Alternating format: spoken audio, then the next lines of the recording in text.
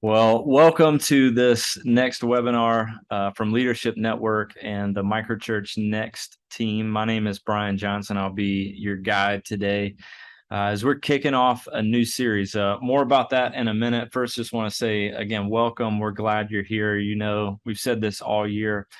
We're just trying to create this space, this what we call this little fire that we know many of you leaders that are watching this, you're dreaming about new forms of the church. Jesus, through the power of the Spirit, is sparking some sort of missional imagination, and you're wondering, am I alone? Am I crazy? Are there other things that we should be thinking about, dreaming about, leaning into? And we want this space every Tuesday at 12:30 to be this space where we're really thinking about those things, encouraging one another, challenging one another, hopefully equipping you and helping you think about what could be and what Jesus might be inviting you into. So earlier this year, we did a series on origin stories. We said, you know, everybody has a backstory. Everybody's got their own origin story. We come from somewhere. Our stories shape us. They tell us who we are, and they also help us think forward. Where is Jesus taking us and where he might be taking us into the future? And so it was really exciting to hear the origin stories of several microchurch networks across the country earlier this year. And so we wanted to revisit that series because as sort of a newer movement, we think it's an ancient movement. Microchurches aren't new or fresh. they're old, and we're returning to them again. But as something that's really people are exploring again in fresh ways. So many networks have already emerged in different ways, unique ways, and we want to hear those stories. What are the repeated patterns, principles that we've seen? What are people clinging to as they step into this? So today we're hanging with a new friend, at least a growing friendship, Dori, Yuen. So we're going to hear about Channel Church and what is emerging in, I'm going to say the San Francisco area because you said you're not far from there. So Dori, thank you so much for spending some time with us today. And I just want to hand it over to you and say, yeah, start off. Tell us a little bit about who you are, what shaped you. Have at it. Yeah. All right. So I'm Dori. I grew up in the Bay Area. My dad was a pastor and a missionary. So talking about, building, starting microchurches, being an ancient movement. My dad was part of, like the movement in China when, he actually joined Transworld Radio and try to broadcast to China the gospel, and then they would bring the radios and the Bible to the remote villages and start like movement there. So that was who he was. So I grew up in a Christian home. Always thought I knew about Jesus, but like I never really felt like I had like a relationship with him. It was all like about like head knowledge. I mean, occasionally I'll hear cool stories from dad because he travels a lot, and he'll come back and he'll be like, well, this is so cool. And then, there are so many people get baptized, and we'll be like, whoa, right. And he passed away when I was a teenager, and that was difficult for the family. And I'm the middle child. I got two brothers, one older, one younger. So it was very difficult for us. So it was during that time that I feel like I wanted to search for love and meaning and purpose in my life. Made a lot of mistakes, obviously. And met my husband in the early 20s. And then we just basically ran and got married without even telling my mom. I literally just went in and signed the papers. So I thought I found, the love of my life, which actually is true. But during that time, I didn't know what it's still true. So I found the love of my life and the meaning of my life. But then fast forward like 6 years down the road, I'm like, oh, gosh, I made a mistake. Let me just get out of this. I mean, Lord, if there's one mistake that I have, which I already made a lot, but I just thought that was the one big one. Like if I wanted to make one mistake and I asked you for forgiveness, I just wanted to walk out of this thing and I just wanted to start my life again. And I start partying, doing crazy stuff, doing drugs, meeting people at night, and I'll come back home in the morning and I'll go to church on Sunday and I'll lie to everybody, about where I went and what I did. And I was searching for freedom, but like, it's funny how the more I went into the search for freedom, the more I feel like I was trapped in the bondage of sin. And it just doesn't make sense to me. And then one time I was actually I'm still one, I'm a metalhead. I love going to concerts and going. Anyway, so I went to one of those concerts and like, it was just fun. And all of a sudden this guy came up, and on the stage, and he starts sharing about Jesus and how he changed his life. I was like, this is crazy. Like, Jesus is just everywhere. To run away from Jesus, and then like he just show up in the concert like this. And then he was like, well, you just come as you are. It's not about what you did or whatever, or what you wanted to do. It's more about like who Jesus is and what he did. So I'm like, okay, well, I felt like the Holy Spirit was touching me, and I started crying, and he's like, well, come to the back and I can pray for you. And turns out the line was so long, I couldn't even get, to the guy and to be prayed for. But I felt like God restored me that night. But I did ask God, I said, hey, thank you for restoring me. Thank you for showing me what grace really means for the first time in my life. But what about my marriage? So then God, restored my marriage by showing me how selfish I was, that I was trying to kind of make my husband to be me so that I can love him more. And that was just selfish love. I'm just in love with myself the whole time. So God restored my marriage. And then it was a year after God's restoration, for our marriage, that I felt like he called me into ministry. I didn't know what that meant. Like, a lot of people would think, oh, well, if you wanted to do full-time ministry, that means you'll be a pastor, like pastoring a church. That doesn't sound right to me. It just doesn't make sense at all, So I started to search, for what it meant. And during that time, I start gathering people in my home, this home, in fact. We bought it new, and we wanted to dedicate, for the work of the kingdom. And so it actually did, we started gathering people here and pray for the kingdom come and the will be done. And during that time, I went to a church in Berkeley, and I went to school in Berkeley as well. And we just wanted to come together to ask, what does it mean for the kingdom to come in Berkeley as it is in heaven? Like, what does that actually mean when we actually get to see it, So that was the beginning of Channel Church. Yeah. And kind of like it weaved into my story a little bit. Yeah, that's so good. We got to be a part of planting a little church in the Southeast once, and that was our question as well. I think that it's I don't think it's a question that we've trained people to ask, but I think it is so motivating, right? To ask that kind of a question and say, what does the kingdom look like, first of all? Mm-hmm. And then what part of our city doesn't look like the kingdom? Mm-hmm. And then let's go take the kingdom there. So we just like, what doesn't look like the kingdom? Lonely people. Where are the lonely people? The nursing home. Let's go to the nursing home. I mean, that was just like the motivating sort of thing. And I think, you have in our Western paradigms, it's like we either ask that kind of question or we just ask, how do we get people saved?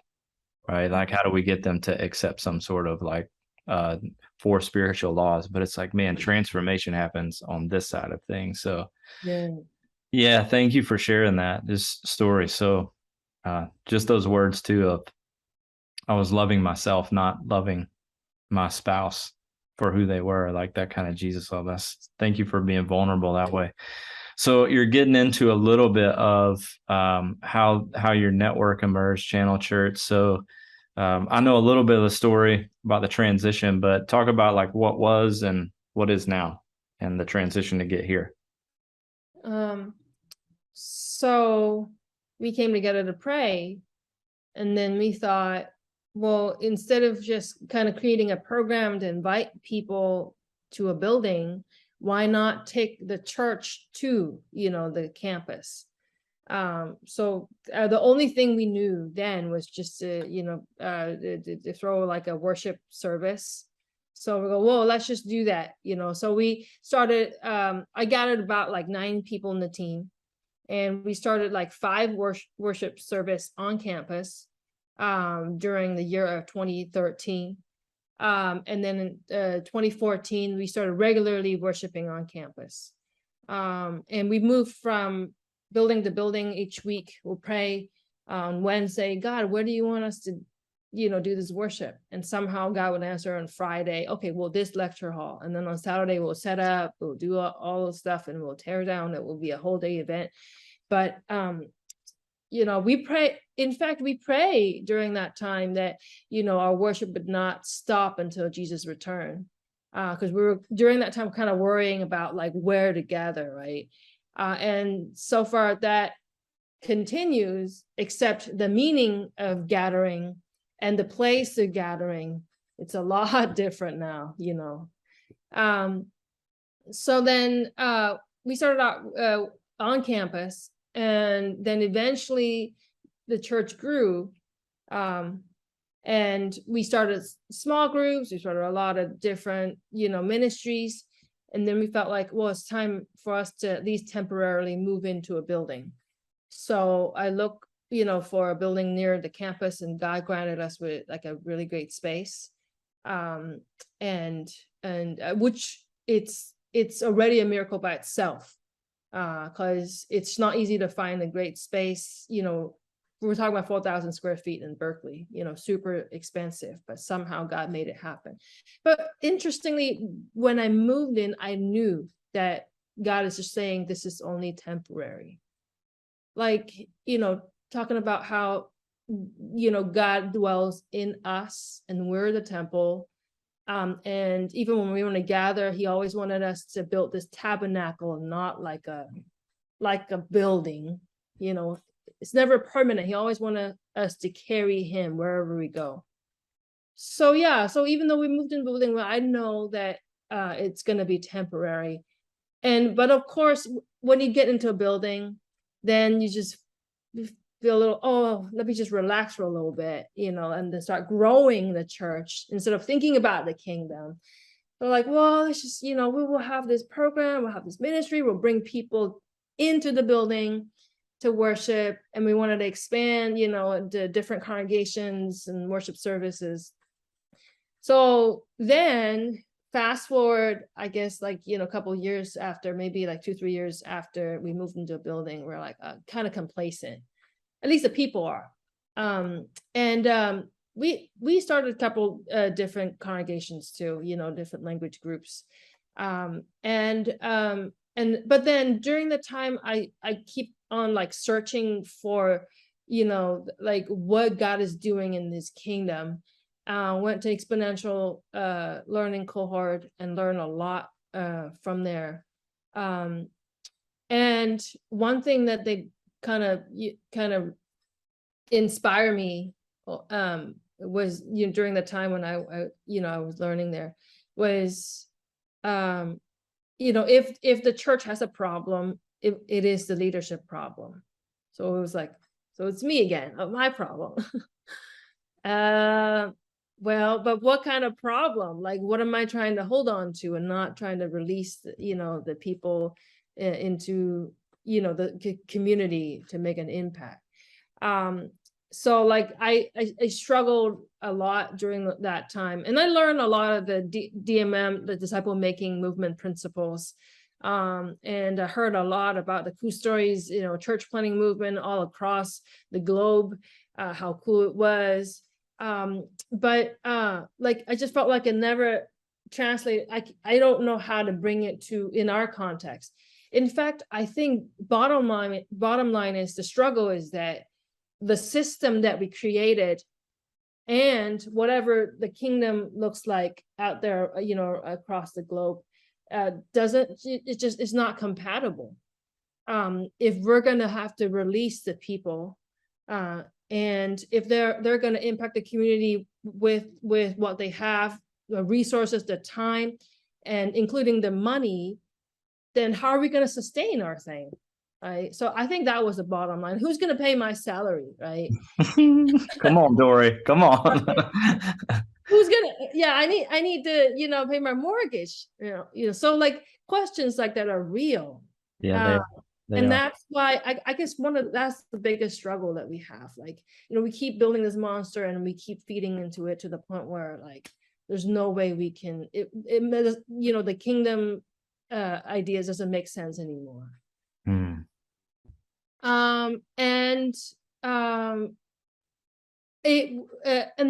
then fast forward to 2018, I was diagnosed with something, a while back. It's called a Chiari malformation. And I've been having that for a long time, but by 2018, the doctor told me that, well, you have to, we have to do a certain do operation in your brain. Like you have to get a surgery. And I'm like, what are you talking about? It's like, you can't even fly, now. Like I've been traveling a lot to India, to, Lebanon and everywhere. It's like, your brain is going to explode in the air. Did you know that? And I'm like, all right, well, God, I don't know, like, I'm going to have to trust you. So during that process, during that time, I just have to humble myself and just, basically, allow God to, just show me what's next. I rest for about like 2 months after the surgery in 2018, and then invited Curtis Sargent to come to train us on disciple making movement. Actually, I thought he called it church planning movement, because all I was focusing was church planning. Then he came, and then he shared a lot about how to make a disciple and how to become a true disciple of Jesus. And he asked the question, are you a disciple worth multiplying? So I thought, well, I'm a church planner, I started a church, maybe I'm a good disciple. And then I thought, wait, what about my life? What about my examples? Like, am I a person worth multiplying? And I realized that I'm actually not. I don't even know what a disciple means, let alone like how to make a disciple to become a disciple maker. So like, then I went home. God spoke to me, he said, Dori, you've been trying to grow, programs, ministries, been trying to grow a lot of things. Have you ever tried growing people? And I'm like, whoa, I don't know how to do that, Lord. Nobody did that to me. I don't know. I mean, I didn't know that was a requirement. Well, duh, you read Matthew 28, it's the first thing it says, go and make disciples of all nations, right? Baptize them, teach them, right? So that was the moment of, I just felt like, this strong conviction that I need to repent. I said, Lord, I felt like I didn't read your word carefully. I wanted to do whatever you say. And so that was the time of transition. And then, so I don't know where to start, but I just gathered the leaders to come and discuss about like, okay, well, we need to redefine our vision and mission of the church. And we come up with a couple of things. Like, first of all, we won't stop until all nations worship. So, coming to know Jesus and celebrating and worshiping him, bow down on his throne. And there are 4 things that we feel like it's really dear to us. First thing is intentional disciple making. So a lot of people would say, yeah, you make disciples, but But you gotta have to be intentional enough to make a disciple who make a disciple. So what does intentionality looks like, right? Intentional disciple making, missional living. So wherever they go, they have to bring Jesus with them. In fact, Jesus lived in their hearts, and that they have to demonstrate like who they are in Christ. Missional living, and then gathering and scattering. There are times when we have to gather to encourage one another, but it's more important for people to also understand that you got to have to scatter to the and penetrate into the communities and to make an impact and to get to the ends of the earth too. So then the last thing is healthy multiplication, which is, if you do the first three things right, you probably would get healthy multiplication. Yeah, it's not something that we're trying to strategize. Yeah, it's more like when you do, when you intentionally make disciples, that will happen. So these are the things that we thought about, and then like, okay, well, where do I start? So I start gathering a first group. I would call it the early adopters, because some people are kind of skeptical in the church, like, what is this? So I'm like, okay, whoever wants to learn about making disciples, you can come. So I gathered the first group, and it failed. It's not like you start and then they'll be like, click and run, So a couple months down the road, like they're like, I'm not sure if this is for me. And so I started another one. I just keep trying. And that was the year of 2019. And then, during that time, I feel like God was saying, like, it's time for you to, pack your bags, roll up the tarp and then get ready to go again. But I'm like, Lord, but where are we going? He said, well, just get out of this place, I'll show you. And I'm like, oh man, I know like he wanted us to decentralize and move out of that building, but it was scary. Like, where are we going? So while we're transitioning from where we were to what we want to become, a lot of people agreed to the idea, the vision to make disciples and to start a movement and to decentralize. I mean, they would agree, but when it comes to actually doing it, a lot of people actually ended up saying, like, you know what, it's actually not for me. So we lost a lot of members during that time. I feel like decentralization is just a fancy way of saying it. Like, honestly, a lot of people left the church. I basically was seeing this whole deconstruction of the church, that we started. Like, it kind of went into becoming almost like nothing. It was painful though. I almost want to just kill it in a day. Like, let's just shut the door.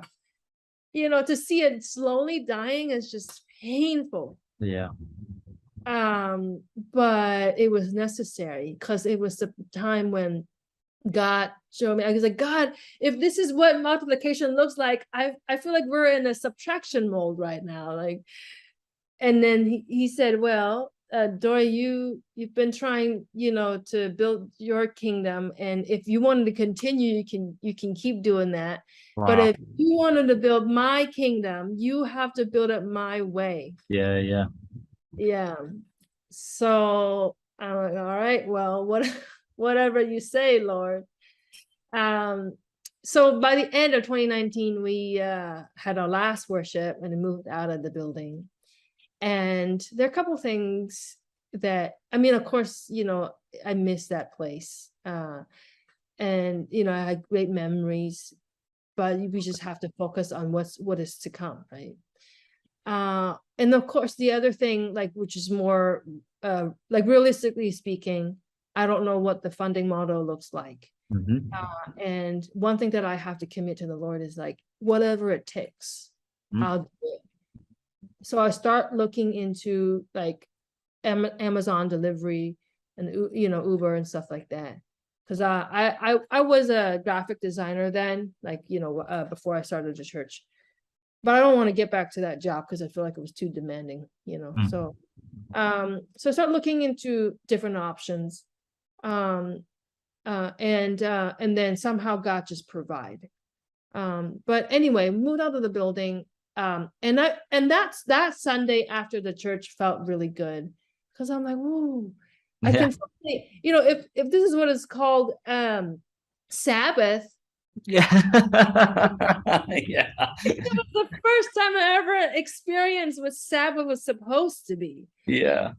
Just laying in bed, me and the Lord. I just told somebody the other day, I was like, I remember the first Sunday I didn't have to show up to a building and lead worship in 20 years. And I just went and took a walk. And I was walking around and I was like, oh, here's where all the people are. Exactly. So, Sunday morning, when you get to go out, you see like people jogging, enjoying a brunch. I think those are the people that we're supposed to reach. Yeah, there's that we ended up gathering as a microchurch on Sunday mornings. And I always say it's ironic because it was the one time people had time. Mhm.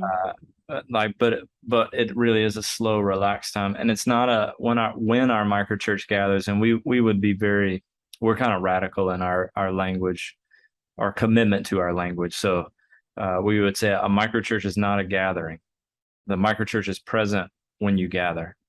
Mhm. It's the microchurch is not a Bible study, but when we gather on Sundays, it's a family meeting. We've gathered to share food. We've gathered to share stories. And it's slow and it's a natural rhythm, just like we would share a meal with our nuclear biological family. We just do it with these people that are beyond that. And it doesn't feel like something I've added to my life or I've left my neighborhood to go do, because it's literally in my neighborhood when it happens. And it's just a natural part of life now. All right. So I'm getting back to your story. I've just loved sitting and listening to you share all those pieces. So in some ways you kind of, and it's true. Like one of the questions we always ask everybody is, what are the repeated principles? Anybody I talk to that has transitioned a predominant model church and thought decentralization and disciple making network, microchurches, there's a death that happens typically. Like I don't think we're at the place where we've seen a whole bunch of models of like, yeah, we do both really well. We may see that in the future. I hope that in some ways we do. That's what I thought I wanted to do, like a Right. hybrid model. But somehow, I guess I'm, if the people who actually were able to do it, I'd love to hear their story. But for us, Yeah. I wish I can send out like a person like me. Okay, well, I'm gonna keep doing this building thing. You're gonna go plant those churches, and then look at all those people, and I feel like, God, who should I send? And then God said, I think I'm sending you. Yeah. So let's talk about disciple making on the ground. Like what are the repeated principles that you see? And we talk about this too for the underground. Like we don't want to be a microchurch movement, except we do, but only as the form of church that houses a disciple making movement. But we're going to focus on microchurches because we believe it's the best environment for disciples to mature and multiply in a healthy extended spiritual family. But we actually want to be a disciple making movement. And if we do this, we'll get this. But if we do this, microchurches, we might not actually get disciples because we might just be a tiny version of what we were doing before. Right. Yeah. So yeah, talk about like, what does disciple making on the ground look like for you? Because I know that you're trained by Curtis. I've seen your website that is absolutely incredible, and we're gonna steal a lot of your ideas. But like, you have processes and tools and resources. Yeah, so run on that for a minute. I mean, tools are not like something that we kind of embrace, and as in like, okay, this is the way, this is the method. Follow this and you'll make disciples. I mean, but it actually helps to to train people and helps people to make things simple so that they can actually share with others as well. That's why we have a list of tools that we learned, and then we wanted to pass it on. If you look at the tools that we actually use, there are like, sharing your testimony, which is my story, sharing God's story, gathering people, which we're embrace the 3/3 format, look back, look up, look forward. But more importantly, I feel like obedience is the key. You're actually helping the disciples to actually have a way to whatever they learn, they can actually go share it and do it. So to talk about how to make disciples, well, we do the 3/3 format during our gathering, but at each week we come back and we'll make sure that we'll ask a question: have you actually done what you've promised to do? And if not, I would say why not, but not in a harsh kind of way. And maybe they're afraid, maybe they're maybe they didn't have the time. There are a lot of different reasons. Life happens. Right? Yeah, it happens. So if they need us to kind of hold their hand and actually go do it together, that's what we would have to do. In fact, that's actually most of the time you would want to model it to them, how to be a true disciple of Jesus. Like, we'll go out together doing prayer walking.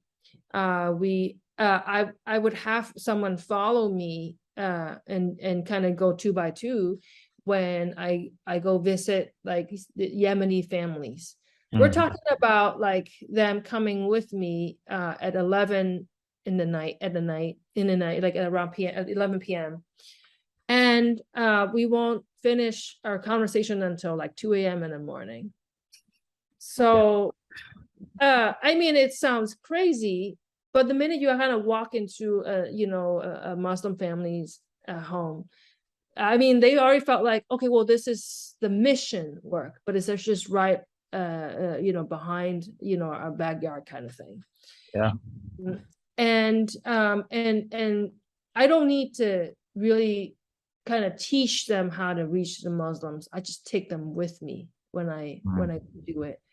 And a lot of the things just come out, like the commitment and the dedication, right? And the obedience. I just kind of do it by modeling. One of the things that I realized in a lot of the I don't know, maybe CPM trainings, is that we focus a lot on like, okay, well, we're going to start churches, we're going to multiply, we're just going to keep sharing the gospel, go do it, which is great. But I feel like it is very important to help the disciples to really build like an intimate relationship with God, to learn how to listen to God. We have tools for it, of course, like we'll have like the we call it SOAPs, SOAPS, basically a devotional kind of like a daily devotion method. We have the prayer wheel, coming to pray for. How do you spend an hour with Jesus, talking to Jesus and listening to Jesus? I mean, those are just tools, but at the end of what I'm showing them is like, well, there are different ways to talk to Jesus. And by the way, conversation means 2 ways. It goes 2 ways. You don't kind of take over the entire conversation by just talking. How about listening, right? Yeah, we tell people, like you said, I highlight that tools are tools, and if they're helpful for you, use them, and if they're not, don't. But they're I was coaching a crew. I'm walking with 4 guys right now, discipling them in some intentional rhythms of just how do you live incarnationally? How do you move into a neighborhood or a network of relationships and do what Jesus did? We don't just need his message, we need his methods. And so we were talking yesterday, and I had introduced them to this tool that we learned from the Soma network, the fruit to root. So we learn what's the unhealthy fruit in my life? How do I get to the root, the lie that I believe about God, repent from that, and move into belief in Jesus and see healthy fruit emerge. And I said, when I first learned this tool, I would like write everything down. I'd draw the pictures of these trees and the roots and the step by step. I was like, I don't do that anymore. It's in my head. But for a time, you need training wheels. Training wheels aren't bad. They help you learn proper form so that when you take them off, you don't fall. And you still fall sometimes. But I do think, my experience in the church world, I didn't always have tools or people that were modeling it. So I was in the same position you were for so long, where it's like, hey, I know we're supposed to make disciples, But how? The only tool I've been given is this square piece of paper that unfolds into a cross and there's a prayer at the end. It's like, that's not a tool for holistic disciple making. And we don't want to overemphasize the tools. It's funny. I have one other question. I didn't ask you this. I just kind of feel prompted to ask you this. So we'll see where this goes. I think that in our world, because we emphasize the disciple making movements the same way you do, and we talk about tools and we talk about that obedience piece. What's your I will? And we're not harsh with people either. We call it offensive accountability. I'm helping you become accountable because you said you were going to do this. I didn't tell you shouldn't do something. That's kind of defensive or whatever. But it's like, you said you wanted to join Jesus in this way. How can I help you do it? So I love how you're like, I'll walk with you if that's what you need. How do we not make, I'm going to phrase it this way. You can phrase it however you want to. I'm just curious your thoughts on this. Because you mentioned the soul care piece and developing intimacy with Jesus as well. How do we not make obedience an idol? Does that make sense? Yeah. While you ponder that for a second, I'll just give you my thoughts, or not my thoughts on it. The reason I ask it is because we are so heavy on that emphasis. Like we just talk about it all the time.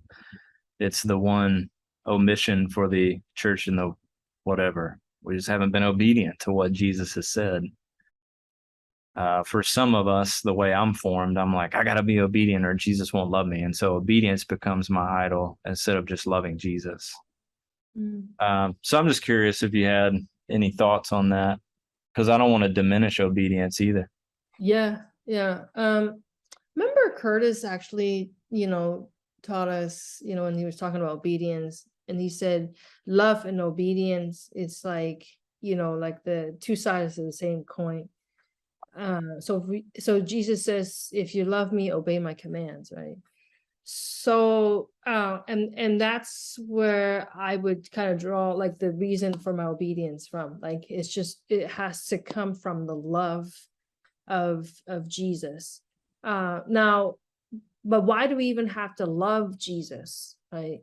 Well, because he loves us. Like I focus a lot on helping people to see, like in the just how much he loves us, and the intimacy, with Jesus. Like it's not about what we're doing; it's more about like building this relationship. So one time, I think it was recently when one of my disciples, now like a co-laborer, she came and asked me. She says, every time, because there's times when she would stay with me in this house, she says, every time when I see you get out of your prayer closet and to come downstairs, you're always singing. And I'm like, oh, I didn't even know. I didn't even know it. Yeah. Like she says, you actually have that joy, coming from just, meeting, or being in the presence of God. And then she just noticed that. And I'm like, yeah, you're right. I did not even know there's a thing, but it is a thing. You spend time with Jesus, you enjoy the time, unhurried time, waste time with Jesus, if you will. But it's not about like, okay, I gotta do my devotion, I gotta have to obey, otherwise he won't love me. So I feel like, like in the process of disciple making, we have to unlock a lot of that. Maybe it came from the childhood, or not being loved, or whatnot, not being valued. But yeah, that's something that I don't really have a tool, but I feel like we can model to people. Yeah. The Peter popped into my mind of, always be ready to give an answer for the hope that you have. Well, that assumes, I think it's Michael Frost. He says, live a questionable life. I love that phrase. It's like, it's a provocative phrase, live a questionable life, not in the way of like, what are you doing? But in the sense of, she saw this and it was like, why is this true of you? Well, because you developed intimacy with Jesus, and it's not and there, like you said, there is a desire of obedience that flows out of that. I want to honor you with my life. I want to step into these places and see the kingdom come, because I know the great joy that will flow for them and for me out of this. And I think it's John 15, this passage of, abide in me and you'll bear much fruit. Apart from me, you can do nothing. Later in the passage, we often emphasize that, right? Abide, you'll bear fruit. You can't bear fruit without abiding. But Jesus talks about, my joy will be in you and your joy will be complete. And he talks about his own joy in that. It's like, as we join Jesus in abiding, fruit is born and we both get all of the joy. So anyway, I just always like to pose that question to people that are pushing the obedience piece, because we get pushback on it sometimes. And it's like, I don't know. I think we're seeing this differently. I don't see obedience as a weight that I bear. I see it as a great joy. Yeah. Like, you gotta have to ask your disciple, are you enjoying the time with the Lord, or enjoying, the work of the kingdom, right? Are you having fun, right? Yeah. I have recently, one of my disciples, like, she just wanted to get up at 6 a.m.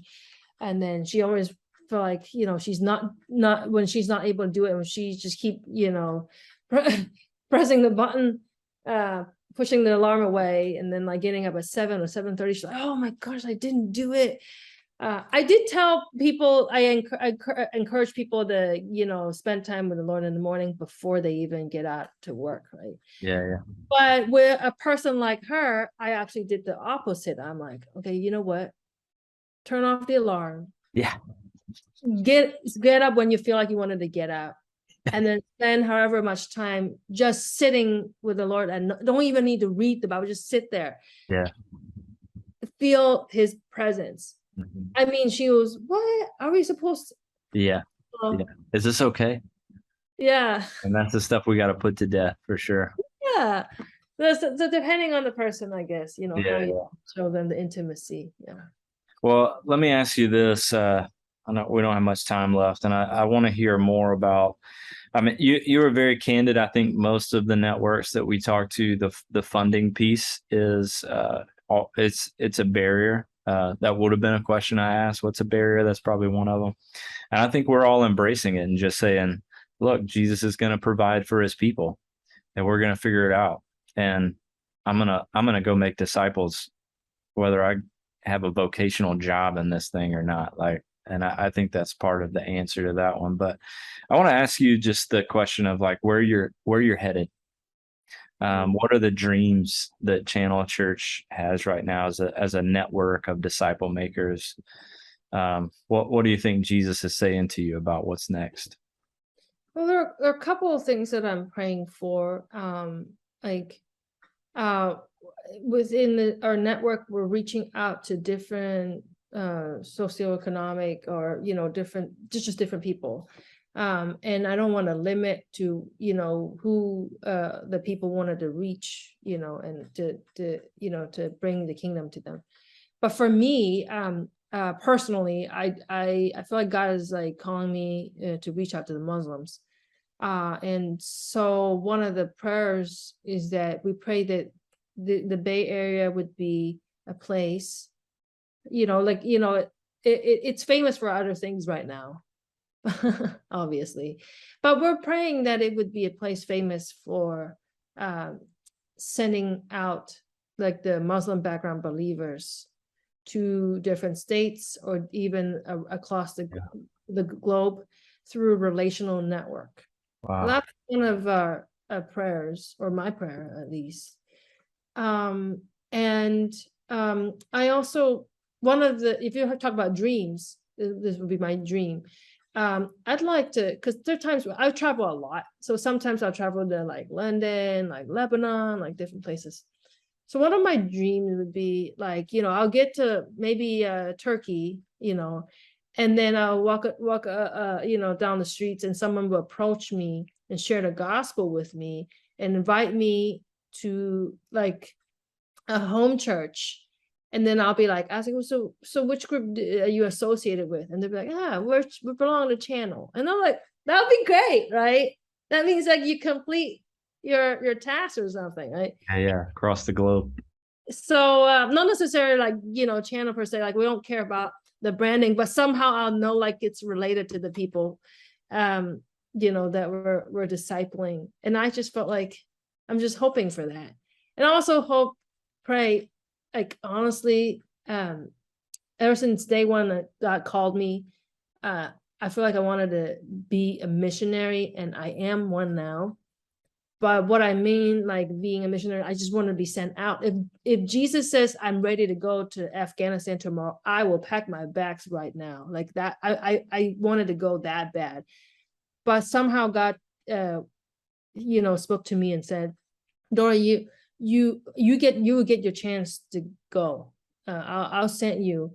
But for now, you have to stay here and pour into the people as if you don't get to go forever. Like as if you have to stay forever. This is how much I want you to pour into the people, and you get a chance to go, and it will be through a relational network. So that's my dream. Yeah, that's so good. So good. Yeah, I know you well enough. I don't know you as well as I hope to going forward in the future, but I know it's not about branding for you. So I hear that story, and I have a sense of joy about the multiplication that would come through the disciple making that happens through your network. Real quick, one more question, and then we'll wrap up. Would just be, this is something we always like to do with our podcast and people that we hang with. Is like, if you had one word that Jesus was giving you right now to speak to leaders that are listening, whether it's an encouragement or a challenge, what would be that one thing that you would say, hey, this is the word Jesus has given me to hand out to you now? I'm reading Neil Cole's book, Viral. And one thing that speaks dearly to me is like very simple. Listen to Jesus and do what he says. Yeah. It's really that simple, right? Because we actually bring in a lot of our worries. What about this, Jesus? What about that? Gosh, just listen to Jesus first. Let's make sure you hear it right. And then just go do it, and he will guide you. Yeah, so I think that's the one thing that I would wanted to say. As an encouragement, but also a challenge. It is a challenge. Yeah. There's both in there for sure. Yeah. So if people want to connect with you, find out more about Channel Church, where do we send them? You can go to Channel Church. channelnetwork.org. Channelchurch.org is the same, but channelnetwork.org, and find out more about what we're doing. If you wanted to look into the discipleship tools, you can get into the tools part. And if you wanted to steal anything, go ahead. You don't even need the quote. You don't even put our name. There's no branding. I actually took it from others anyway, and it belongs to Jesus. So I will say, this is not a shot at anybody, but that is one thing that if anybody were to ask me, what's a repeating principle that you see with all these microchurch networks? Well, they don't have a lot of money, and they give a lot of things away for free. And probably part of it is because we borrowed so many things from so many different people. So, yeah. And the kingdom is free for sure. The kingdom of God, Jesus paid it all on that one for us. So, Dori, thank you so much for spending time with us today. I hope those of you that are listening, watching this will go to channelnetwork.org and check that out. Is it .org or .com? .org. Okay, channelnetwork.org. Discover more, explore that, be inspired by what you see there. And we will be back next week as we interview another network. I believe next week is the Lantern Network in Alton, Illinois. So we'll be talking to Taylor McCall. I hope that you will come back and join us for that. Grace and peace.